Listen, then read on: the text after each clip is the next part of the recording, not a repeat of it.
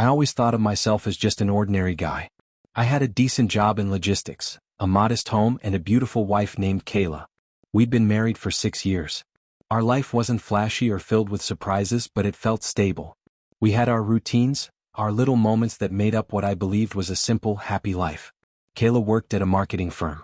She was sharp, always immaculately dressed, and never far from her phone. Her career was her passion, and I respected that. I never questioned the long hours or sudden retreats, just part of being successful in her world, I figured. Then came this one Friday night. My company threw a casual gathering at a bar downtown.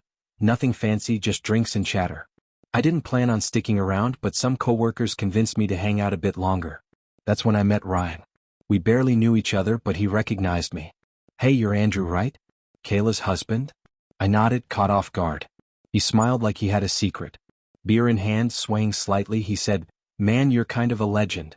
Your wife and her boss? That's wild." Everything in me froze. "I managed a week. What do you mean?" He laughed, not realizing the weight of his words. "You didn't know? Everyone at her office talks about it. Kayla and Marcus, man, they don't even try to hide it." Marcus, her boss. She talked about him constantly, charming, smart, recently divorced. I'd never thought much of it before. But now the name felt like a brick to the chest. Ryan must have sensed he said too much. He tried to wave it off, muttering something before stumbling away. I didn't say goodbye to anyone. I just walked out, drove home in silence, my thoughts unraveling in a storm I didn't know how to stop. Kayla wasn't home that night, another late work evening, she'd said. I laid in bed, staring at the ceiling, heart pounding. I wasn't ready to confront her, not yet. I needed more than one drunk man's gossip. But something inside me already knew. In the days that followed, I started noticing everything I had once ignored. The strange phone calls she took in private, the small lies that didn't add up, the change in her scent when she got home. Doubt gnawed at me. So I did something I never thought I was capable of. I played along like nothing was wrong while working quietly in the background. I installed tracking software on her phone when she wasn't looking. I synced her messages and emails to a hidden account I created. I made a fake profile and followed her private Instagram. She never suspected a thing. What I uncovered tore me apart. There were pictures of her and Marcus having romantic dinners she claimed were work meetings. A cozy weekend at a cabin she'd said was with friends. And the messages, graphic, intimate conversations. He called her his secret prize. She called him Daddy Company. Everything I thought I knew about my marriage crumbled with every message I read. Each word felt like a blade carving into my soul, but I never let it show. I kept up appearances, smiling, making her breakfast, listening to her stories as if everything was fine. All the while, I was quietly plotting my next move. Marcus was the golden boy at her company, respected, charming, and seemingly untouchable. But I knew that no one was beyond accountability. I reached out to Sandra, Marcus' ex-wife, who despised him. When I showed her a few screenshots, she didn't hesitate to offer her help. She even connected me with a journalist friend who specialized in exposing corporate scandals. From there, I began gathering everything: messages, photos, location data, timestamps. I meticulously built a digital archive of their affair. But the final blow came from the company's strict no fraternization policy. Romantic relationships between managers and employees were explicitly forbidden, buried deep within the employee manual, but there it was. It was time for action. I sent the entire archive, screenshots, locations, messages, photos, to HR using an anonymous email. At the same time, the journalist released an article about questionable practices within a growing digital marketing agency. The article didn't name names but included enough detail: excerpts from former employees, veiled references to inappropriate relationships, and rumors of favoritism, to stir up trouble. The fallout was swift and beautiful. Marcus wasn't publicly fired, but it was clear he was pushed out. Kayla, on the other hand, wasn't terminated, but her humiliation was more subtle. She was demoted, ignored by her colleagues, and left without the praise and recognition she once enjoyed. She became a ghost in her own office, acknowledged but not respected. One evening she came home looking drained and defeated. She murmured about how things at work were off, how people were treating her differently. I simply nodded, poured her a glass of wine, and said nothing. Then, when the moment was right, I spoke. "I know about Marcus," I said, my voice steady. "I've known for a while." She froze, her face drained of color, like a switch had been flipped. She opened her mouth but couldn't say a word. "I've seen everything," I continued.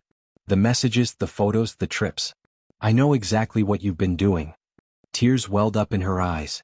She tried to explain, to spin it as a mistake, something that just happened, but I didn't react. I'm not filing for divorce, I said. Not yet. She looked at me, confused, unsure whether to feel relieved or terrified. We'll keep living here. You'll pay your share of the bills, do your own laundry, cook your own meals. I'll pretend everything is fine until I decide otherwise. You'll live in this mess. Every single day, I added. Why not just leave? She whispered. Because I want you to sit with the wreckage, I replied coldly. I want you to feel what it's like to ruin something and wake up in it every morning. Weeks turned into months and she shrank into herself. She became quieter, more humble. She tried, making breakfast, asking about my day, buying little gifts, but it didn't matter. I gave her nothing. No arguments, no affection, not even anger. Just silence. And that silence hurt more than any shouting ever could. Eventually I moved on. I sold the house, used the profits to relocate, and she had to find somewhere else to stay. I didn't give her closure, didn't explain a thing. She was left with an empty shell where our life had once been. She reached out a few times after that, long, emotional messages apologizing, reminiscing about our better years, some desperate, asking if there was still a chance. We had something real, didn't we? She wrote. I still believe we can fix this. Marcus meant nothing. It was just a mistake. I never responded. Not once. I didn't block her either.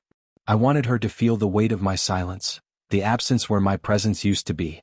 Eventually, the messages stopped coming, and that's when I think it hit her that I was truly gone. Not just from the house, but from her world. From her heart. I found peace in small things, brewing coffee at sunrise, cooking my own meals, hitting the gym after work, spending quiet weekends outdoors. I didn't rush into dating. I wasn't looking to replace her. I didn't need to. I was free. A few months later, I ran into Ryan, the guy who had unknowingly set everything in motion. This time he was sober. When he saw me, his face fell. Hey man, he said carefully. About that night at the bar, I didn't mean to screw things up. I was drunk. I cut him off with a smile. Actually, Ryan, thank you. He looked confused. You did me a favor, I said. You just didn't realize it. We ended up having a drink together. He told me that Marcus had been blacklisted by several companies. Word had spread. No one wanted to associate with someone so messy. As for Kayla, she was still at the same company, no promotions, no power. Just average. A far cry from the rising star she used to be. As for me, I started my own logistics consultancy, building it slowly but surely with a few loyal contacts from my old job. It all came together in time. I built something clean, something honest, something mine.